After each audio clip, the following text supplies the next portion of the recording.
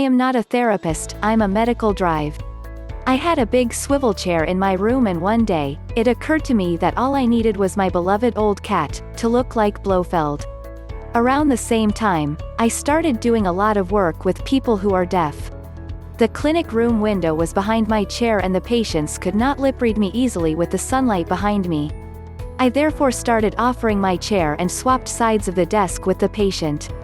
Every patient looked incredibly nervous when I did this, as if they were trespassing on hallowed ground, as if only my bottom had the divine right to a padded seat that swiveled. It really hit me how much the room set the stage for the dynamic and how wrong this was. When I took my place in the other patient chair, I suddenly felt extremely tiny and I did not like it one bit.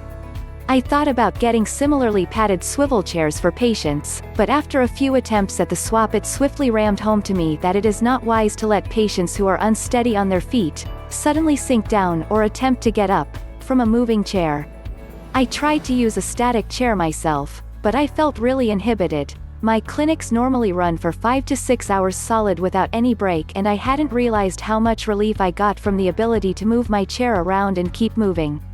Anyway, I now have a small swivel chair for me and a variety of static chairs for a patient, should they need to sit with their back to the sun, and we mix it up. But I've also conducted many interviews without chairs. One lady earlier this year refused to get up off the floor, so I did the interview sitting on the floor myself, which was actually quite fun. We seemed to hit it off eventually.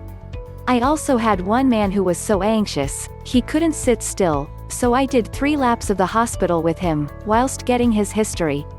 He walked so fast it was like a workout.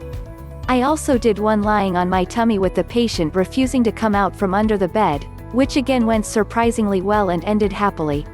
I quite like the variety, to be honest, and am not remotely precious about my chair.